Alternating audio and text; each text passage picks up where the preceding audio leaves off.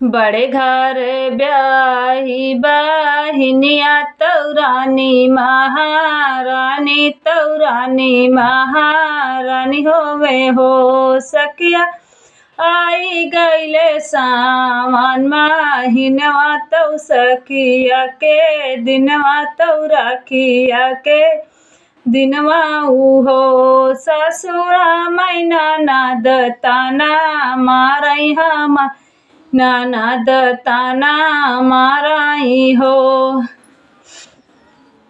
आई गईले सावन महिनवाई राखिया के दिनवा हो राखिया के दिनवाई हो।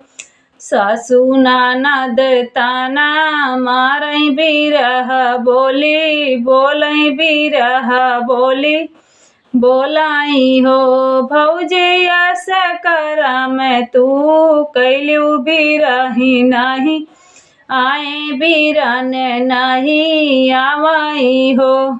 अजुआ है राखी कई दिनवा बिरना बिसराई गए बिरना बिसराई गए हो।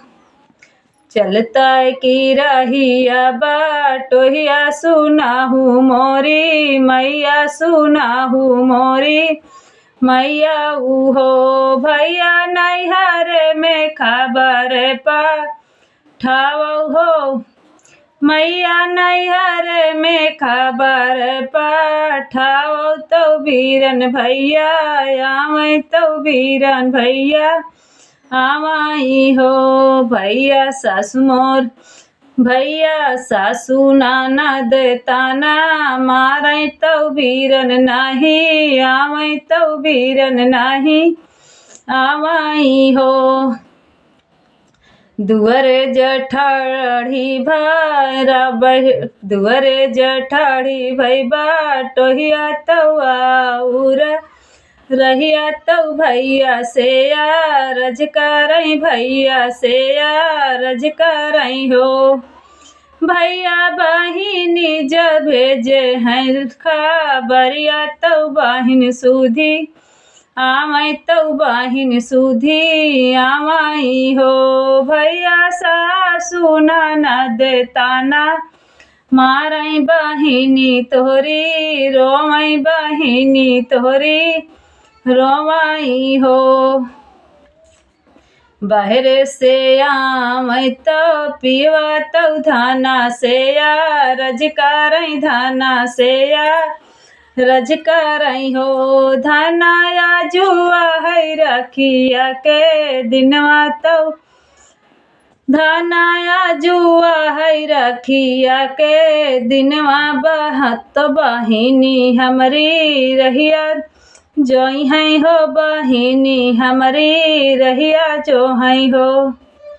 बोलिया तो सब केहू बोला बोला हिउ नाही जाना बोला हिउ नाही जाना हो। स्वामी बड़े घर ब्याही बहिनिया छुछाई कैसे जाब्या छुछाई कैसे जाब्या खालिया हाथ कैसे जाब्याई हो।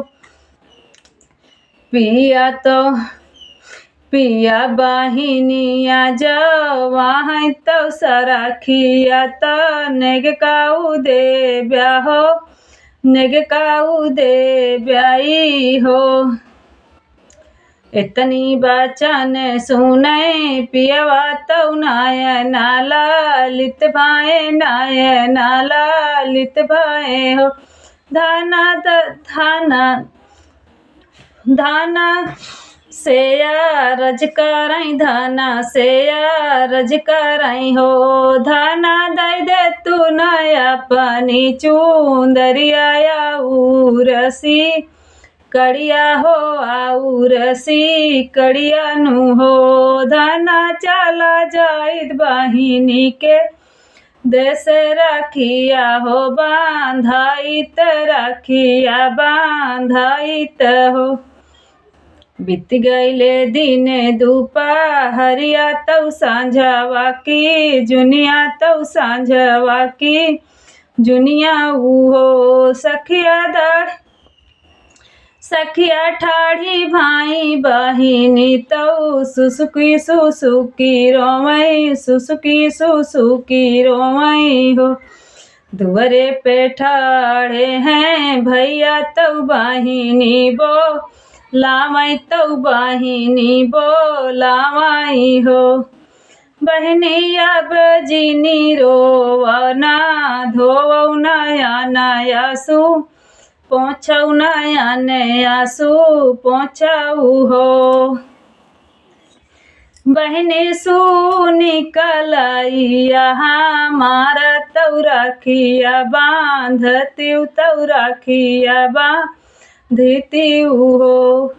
खुशी खुशी बांधे रखिया तऊ भैया काया सीसाई तऊ भैया काया सीसाई हो। भैया दिन दिन बाढ़ब उमरिया जाना में जुग बेहसाई जाना में जुग बेहसाई हो। सखिया दिन दिन बाढ़ उमरिया जाना में जुग बेहसाई जाना में जुग बेहसाई हो।